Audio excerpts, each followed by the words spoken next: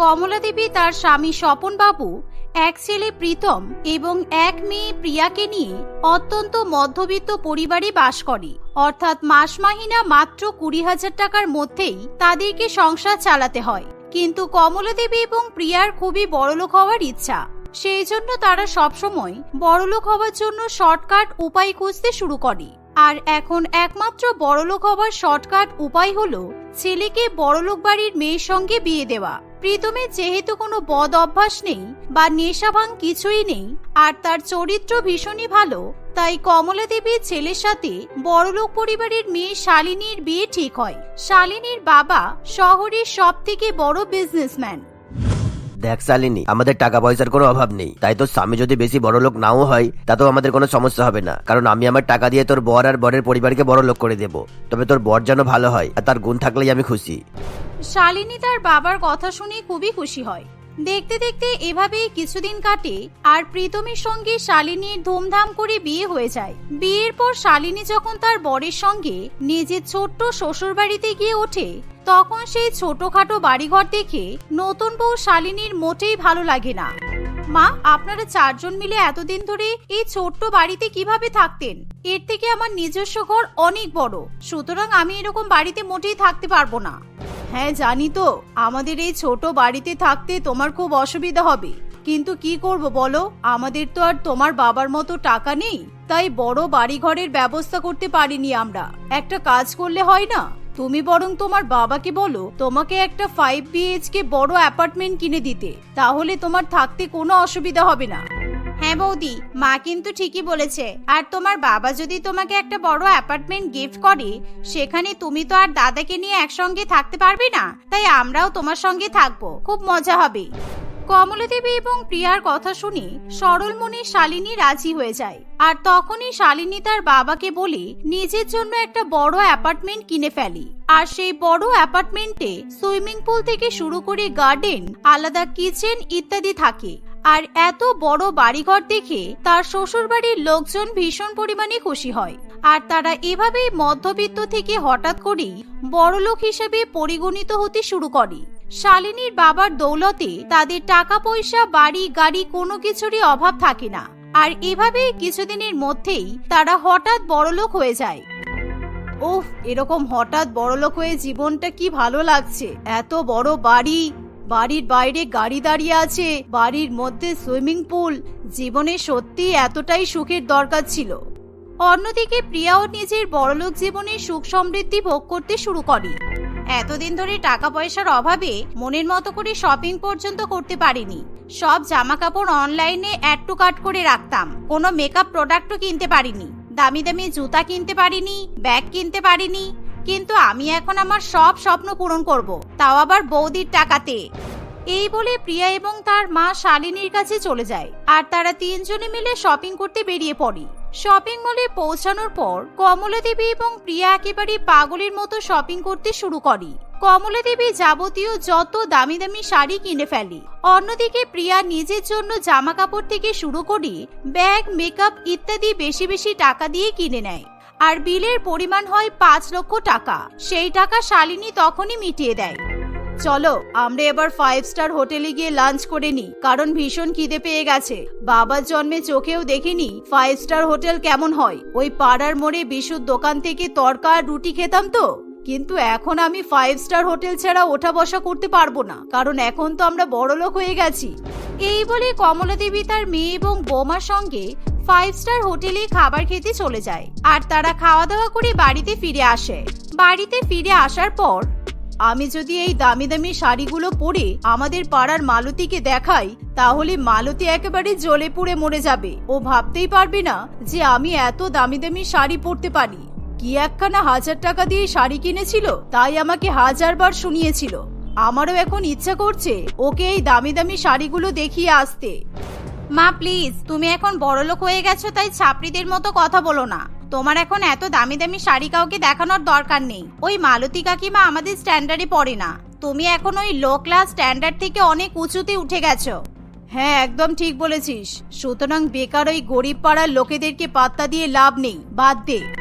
এই বলে কমলা দেবী এবং প্রিয়া নিজেদের ঘরে চলে যায় আর এসি চালিয়ে তারা নতুন নতুন জামা কাপড়গুলো পরে দেখতে থাকে। তারা এখন সারাদিন বড়লোকেদের মতো বসে বসে আরাম করে। অন্যদিকে শালিনী গৃহবধূর মতো সংসারের সমস্ত কাজকর্ম করে, রান্নাবান্না থেকে শুরু করে ঘর দেখাশোনা সবকিছু সে নিজের মতো করে সামলায়। একদিন মা, বলছিলাম যে এত বড় বাড়ি দেখাশোনা করার জন্য, ঘরবাড়ি পরিষ্কার করার জন্য আর বাসন মাজার জন্য একটা লোক রাখলে ভালো হয়। তাই আপনার চেনাশোনা কোনো লোক আছে?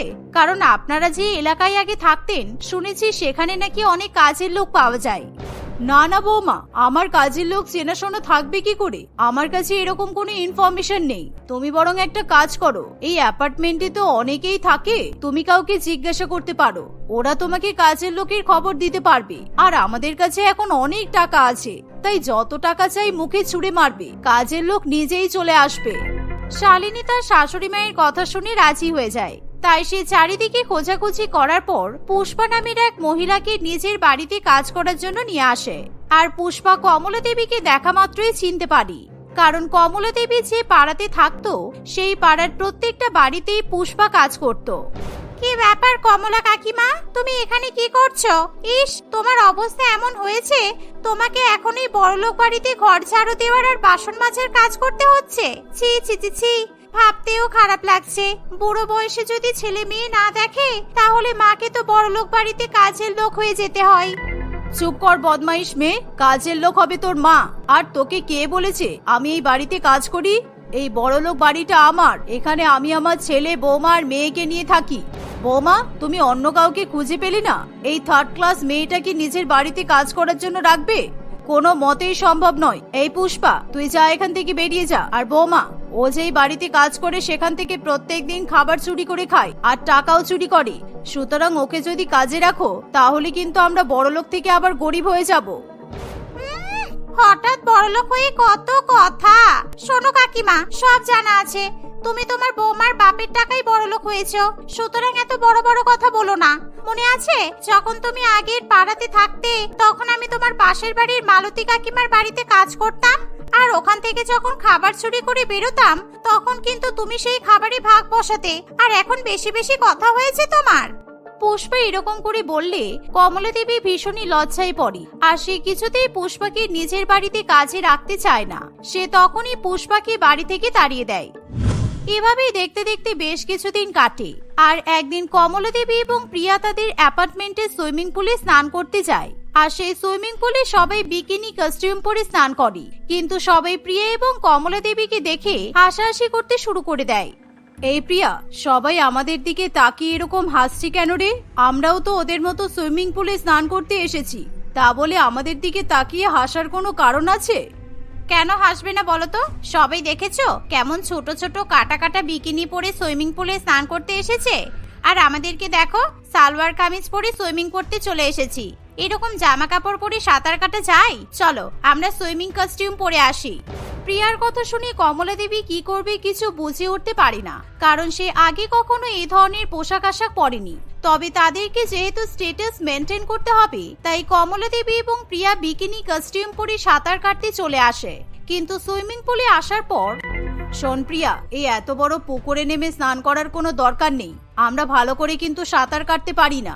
তার থেকে চল আমরা বালতি নিয়ে সুইমিং পুল থেকে জল তুলি আর সেই জল দিয়েই স্নান করি। মায়ের কথা শুনে প্রিয়ার খুবই ভালো লাগে, কারণ প্রিয়াও ঠিকঠাক ভাবে সাঁতার কাটতে জানে না। ফলে তারা দুজনে মিলে বড় বালতি করে সুইমিং পুল থেকে জল ভরতে শুরু করে, আর সেই জলেই তারা স্নান করে। তাদের এরকম অবস্থা দেখে সোসাইটির লোকজন তাদের উপর আরো বেশি পরিমাণে হাসাহাসি করতে শুরু করে। আর তখনই সেখানে শালিনী চলে আসে। এ কি, আপনারা বালতি করে সুইমিং পুল থেকে জল তুলে স্নান করছেন কেন? বড়লোক হয়েছেন ঠিকই, কিন্তু এখনো সুইমিং পুলে সাঁতার পর্যন্ত কাটতে পারলেন না। এখন ঘরে চলুন, নিজেদেরকে আর হাসির পাত্র বানাতে হবে না। এখানে বিকিনি কস্টিউম পরে ঢং করতে এসেছে। এই বলে শালিনী তার ননদ এবং শাশুড়ি মাকে নিয়ে চলে যায়। এভাবেই প্রত্যেক দিন শালিনী তার শ্বশুরবাড়ির লোকেদেরকে সামলিয়ে সামলিয়ে বেড়ায়। আর একদিন শালিনী শাশুড়িমা এবং শ্বশুর মশাই বাড়িতে জামা কাপড় মেলার জায়গা খুঁজে পায় না, কারণ বাড়িতে জামা কাপড় মেললে বাড়িঘর নোংরা হতে পারে। সেই জন্য তারা বাগানে গিয়ে জামা কাপড় মেলে দিয়ে চলে আসে। ফলে সোসাইটি থেকে তাদের নামে অবজেকশন করা হয়। এভাবেই প্রত্যেকদিন তারা কোনো না কোনো গন্ডগোল করে। আর এভাবেই দেখতে দেখতে সময় কাটতে থাকে। অন্যদিকে পুষ্পা মালতী দেবী এবং অন্যান্য মহিলাদের কাছে গিয়ে কমলা দেবীর এরকম হঠাৎ বড়লোক হয়ে যাওয়ার গল্প শোনায়। সেই জন্য মালতী দেবী একদিন কমলা দেবীর সঙ্গে দেখা করতে আসে। কি ব্যাপার কমলা, তোরা তো বেশ ভালোই আছিস রে। তা শুনলাম তোদের নাকি এখন অনেক টাকা হয়েছে, বড় লোকেদের সঙ্গে ওঠা বসা করছিস। তা একদিন আমাকে নিমন্ত্রণ করে তো খাওয়াতে পারিস রে। ও বাবা, তোর কানে খবর পৌঁছে গেছে?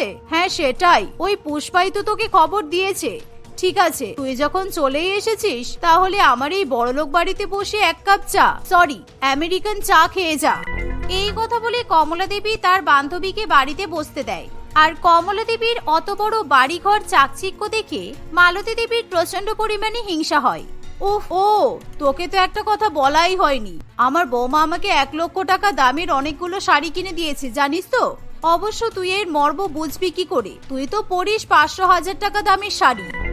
হ্যাঁ হ্যাঁ ঠিক আছে, ওই যে বললি না কি চা খাওয়াবি, যা চা করে নিয়ে আয়, কারণ বেশিক্ষণ আমি বসতে পারবো না, বাড়িতে আমার অনেক কাজ আছে। কি, আমি চা করে নিয়ে আসবো? আমি ওসব কিছু করি না, আমাদের রান্নাঘরে একেবারে অটোমেটিক মুখ দিয়ে যা বলবো কাপের মধ্যে সেই চা গিয়ে পড়বে, একটু অপেক্ষা কর। এই বলে কমলা দেবী সোফার উপর বসতে যাবে এমন সময় সে ব্যাগ থেকে অনেকগুলো 500 টাকার নোট বের করে আর সেই 500 টাকার নোট সোফার উপর বিছিয়ে দেয়। আর মালতী দেবী এরকম দৃশ্য দেখে ভীষণ পরিমাণে অবাক হয়। এ কি, তুই এতগুলো টাকা সোফার উপর বিছিয়ে দিলি কেন রে? তোর কি মাথা খারাপ হয়ে গেছে? টাকাগুলো এভাবে নষ্ট করছিস? না না, নষ্ট করব কেন? আসলে আমরা এরকম ফাঁকা সোফার উপর বসি না, আমরা সোফার উপর টাকা বিছিয়ে তারপরেই বসি। আসলে অনেক টাকা হয়ে গেছে তো কি করব বলতো, তা বলে দান করতে যে ইচ্ছা করে না। তুই যদি আবার টাকা চেয়ে বসিস তাহলে কি করব? এসব কথা মালতী দেবী কিছুতেই সহ্য করতে পারে না।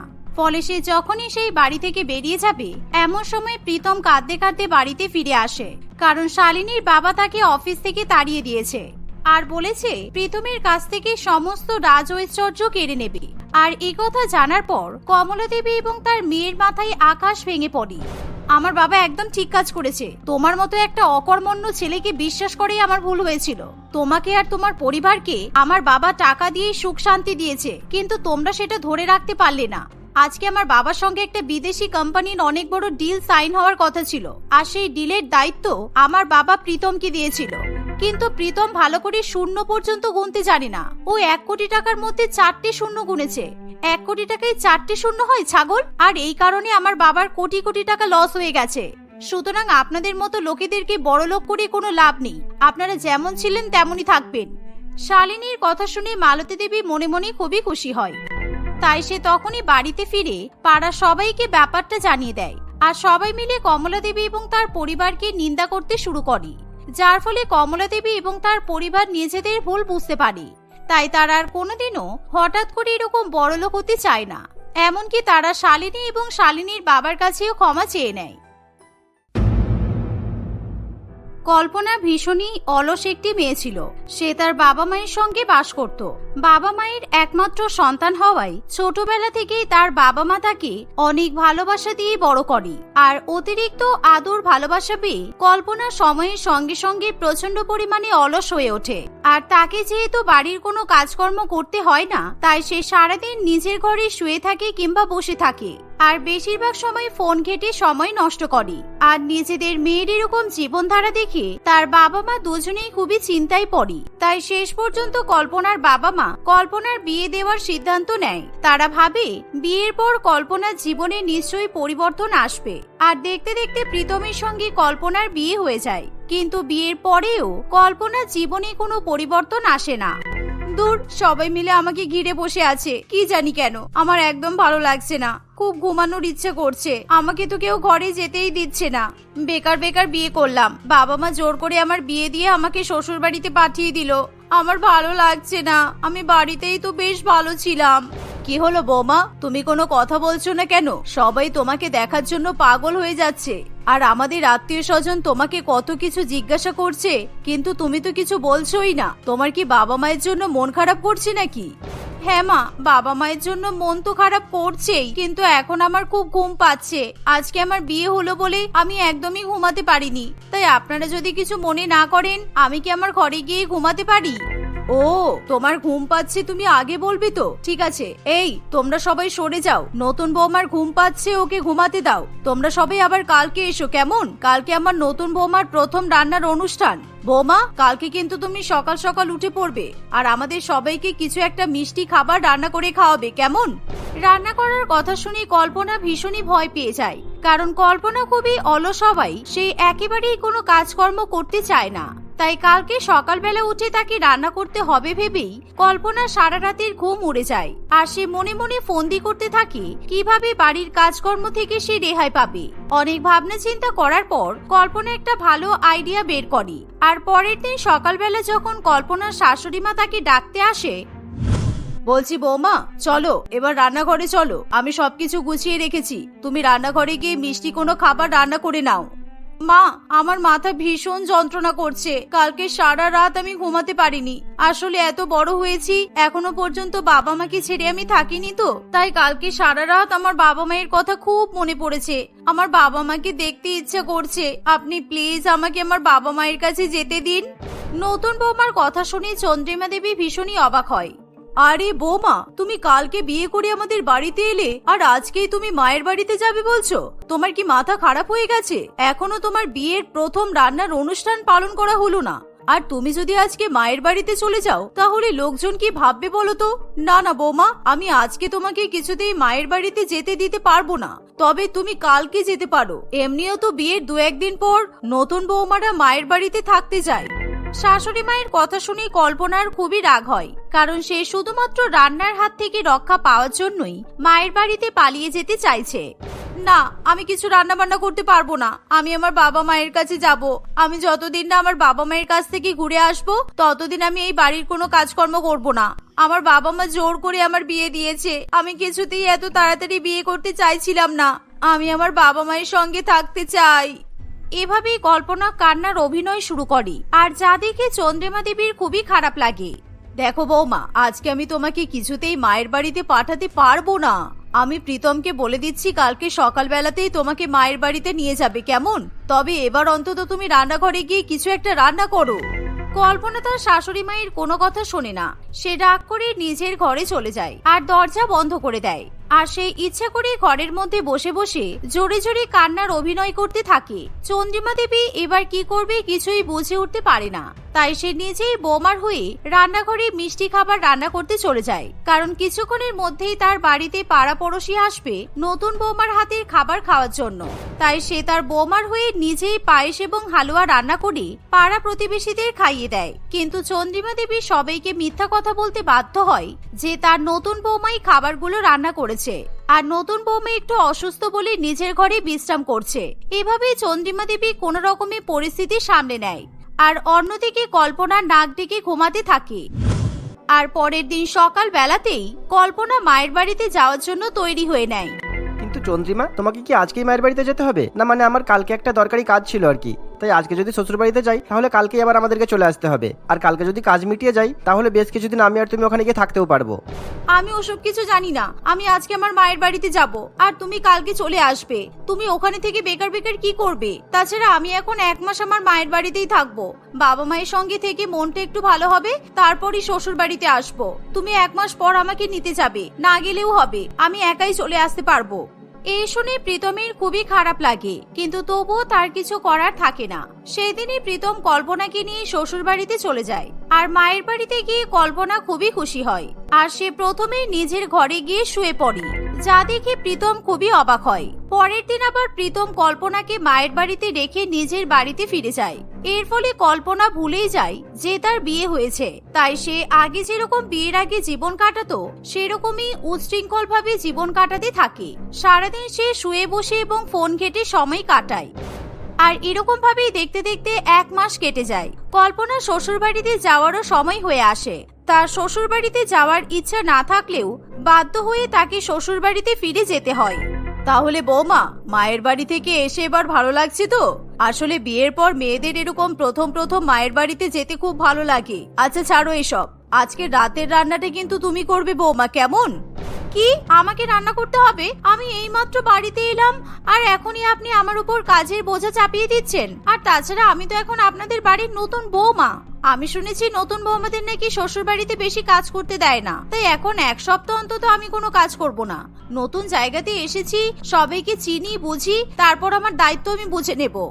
আচ্ছা বৌমা, ঠিক আছে, তোমার যেটা ভালো মনে হয় তুমি সেটাই করো। আর তুমি যত তাড়াতাড়ি তোমার দায়িত্ব বুঝে নেবে সেটাই ভালো হবে, কারণ আমারও তো বয়স হয়েছে। আমি আজ আছি কাল নেই, তারপর তোমাকেই সব সামলাতে হবে। আচ্ছা মা, ঠিক আছে, ছাড়ুন না এসব। বলছি আমার প্রচন্ড খিদে পেয়ে গেছে, আর আমি যেহেতু এতটা জার্নি করে এখানে এলাম তাই আমি কিন্তু খুবই টায়ার্ড। আপনি রান্না করে প্রীতমের হাতে আমার খাবারটা ঘরে পাঠিয়ে দেবেন। আমি আজকে আর বাইরে বেরোবো না, ঠিক আছে? এই বলে কল্পনা নিজের ঘরে চলে যায় আর সে বিছানার উপর শুয়ে ফোন নিয়ে ঘাঁটতে শুরু করে। অন্যদিকে চন্দ্রিমা দেবী নিজে রান্না করে নিয়ে এসে তার বৌমাকে খেতে দেয়। কল্পনা বিছানার উপর বসে বসে খাবার খেয়ে আবার ঘুমিয়ে পড়ে। আর এরকম ভাবে প্রায় 10 দিন কাটে। আর এবার কল্পনার বাড়ির কাজকর্ম করার পালা আসে, কিন্তু কল্পনা খুবই চিন্তায় পড়ে।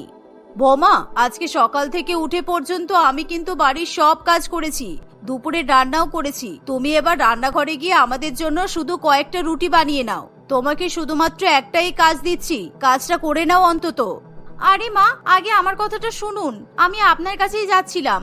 আসলে এখনই আমার মা ফোন করেছে। মা বলছে বাবার নাকি খুব শরীর খারাপ, এখনই আমাকে মায়ের বাড়িতে যেতে হবে। আমি প্রীতমকে ফোন করে বলে দিচ্ছি, আর আমি এখনই বেরিয়ে যাচ্ছি। আমার বাবার শরীর যতদিন না ঠিক হচ্ছে ততদিন কিন্তু আমি বাড়িতে আসতে পারবো না। এই বলে কল্পনা ব্যাগপত্র গুছিয়ে আবার মায়ের বাড়িতে চলে যায়। আর এক সপ্তাহ পর কল্পনাকে আবার বাড়িতে দেখে তার বাবা মা দুজনেই খুবই অবাক হয়। ওয়াও, কতদিন পর আমি নিজের বাড়িতে ফিরে এলাম, আমার ভীষণ ভালো লাগছে। মা, আমার খুব খিদে পেয়েছে, তাড়াতাড়ি আমাকে খেতে দাও। যাও খাবার নিয়ে এসো। কিন্তু কল্পনা, তুই তো এক সপ্তাহ আগেই এখান থেকে ঘুরে গেলি, আবার এক সপ্তাহের মধ্যেই চলে এলি। শ্বশুর বাড়িতে সব ঠিক আছে তো?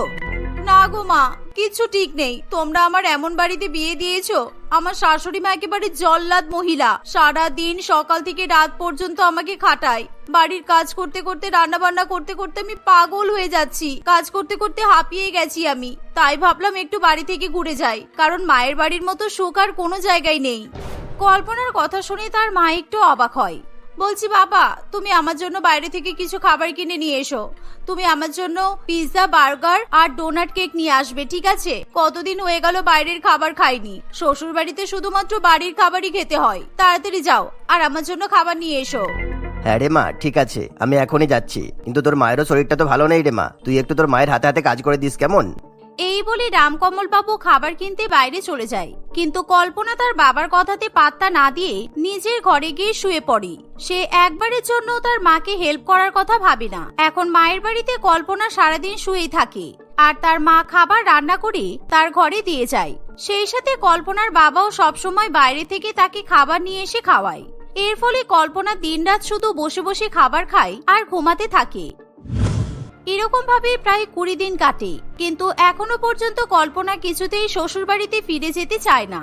কল্পনার শাশুড়ি মা এবং স্বামী বারে বারে তাকে ফোন করলেও কল্পনা কারোর ফোন ধরে না। আর এরকম ভাবেই সময় কাটতে থাকে। আর কল্পনা অনেকদিন ধরে ফোন না ধরায় একদিন বাধ্য হয়ে প্রীতম নিজেই কল্পনাকে নিতে চলে আসে আর কল্পনাকে শ্বশুর বাড়িতে নিয়ে চলে যায়।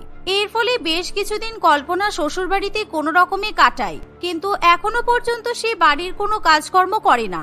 আর এর ফলে তার শাশুড়ি মা এবার প্রচন্ড পরিমাণে বিরক্ত হয়ে ওঠে। আর একদিন চন্দ্রিমা দেবী কল্পনাকে বলে, বলছি বৌমা, তুমি তো বাড়ির কোনো কাজই করতে চাও না। যখনই তোমাকে কোনো কাজ করতে বলি তখনই তুমি কোনো না কোনো অজুহাত দাও, কিন্তু আজকে তোমার কোনো কথা শুনবো না আমি। আজকে আমার দিদি, জামাইবাবু আর ওদের ছেলে মেয়েরা আমাদের বাড়িতে আসবে, তাই তুমি আজকে ওদেরকে রান্না করে খাওয়াবে। আর আমি কিন্তু আমার দিদির সামনে কোনো রকমের নাটক সহ্য করব না। আমি কোনো রান্না বান্না করতে পারবো না মা, কারণ আমার বেশ কিছুদিন ধরে মায়ের বাড়িতে যাওয়ার ইচ্ছা করছে, তাই আজকে আমি মায়ের বাড়িতে যাব। এই বলে কল্পনা আবার মায়ের বাড়িতে চলে যায়, যাতে তাকে বাড়ির কোনো কাজকর্ম করতে না হয়। আর এবার চন্দ্রিমা দেবী কল্পনার উপর ভীষণ পরিমাণে রেগে যায়। আর সে খুব ভালো মতোই বুঝতে পারে যে কল্পনা শুধুমাত্র কাজকর্মের হাত থেকে বাঁচার জন্যই মায়ের বাড়িতে পালিয়ে যায়। তাই এবার বাধ্য হয়ে চন্দ্রিমা দেবী কল্পনার মাকে ফোন করে আর কল্পনার ব্যাপারে সবকিছুই বলে। সবটা জানার পর লাবণী দেবী প্রচন্ড পরিমাণে অবাক হয়। আমার মেয়ের তরফ থেকে আমি প্রথমে আপনার কাছে ক্ষমা চেয়ে নিচ্ছি। আসলে দিদি, আমার মেয়েটা প্রথম থেকেই খুবই অলস ছিল, কিন্তু ও যে শ্বশুর বাড়িতে গিয়ে এতদিন পর্যন্ত এরকম কাণ্ড ঘটিয়েছে আমার তো কোনো ধারণাই ছিল না। এবার আমার মেয়েটাকে অবশ্যই শিক্ষা দিতে হবে, আপনি চিন্তা করবেন না। আমার মেয়ে এখানে এলেই আমি ওকে বাড়িতে পাঠিয়ে দেব। কিছুক্ষণের মধ্যেই কল্পনা সেখানে চলে আসে, আর লাবণী দেবী কিছুতেই কল্পনাকে বাড়ির মধ্যে ঢুকতে দেয় না। শয়তান মেয়ে, তুই এতদিন পর্যন্ত আমাদের সবাইকে বোকা বানালি, তোর জন্য আমাদের মান সম্মান শেষ হয়ে গেল। এই বাড়িতে তোর কোনো জায়গা নেই, তোর বিয়ে হয়ে গেছে আর এখন তোর শ্বশুর বাড়িটাই তোর আসল বাড়ি। তুই যখন তখন আমার বাড়িতে চলে এলে আমি কিছুতেই তোকে এই বাড়িতে জায়গা দিতে পারবো না। যা, বেরিয়ে যা এখন আমার বাড়ি থেকে। বিয়ের পর যদি বাপের বাড়িতে সব সময় পড়ে থাকিস তাহলে খুব তাড়াতাড়ি তোর সংসার ভেঙে যাবে, আর তুই ভাবিস না তোর সংসার ভেঙে গেলে এই বাড়িতে তুই জায়গা পাবি। মায়ের মুখে এমন কথা শুনে কল্পনার খুবই খারাপ লাগে, আর সে নিজের ভুল বুঝতে পারে। তাই তখনই কল্পনা তার বাবা মায়ের কাছে ক্ষমা চেয়ে নেয় আর শ্বশুর বাড়িতে চলে যায়। শ্বশুর বাড়িতে ফিরে এসেও কল্পনা তার শাশুড়ি মায়ের কাছে ক্ষমা চায়, আর সেদিন থেকে কল্পনা ধীরে ধীরে সংসারের কাজকর্ম করতে শুরু করে।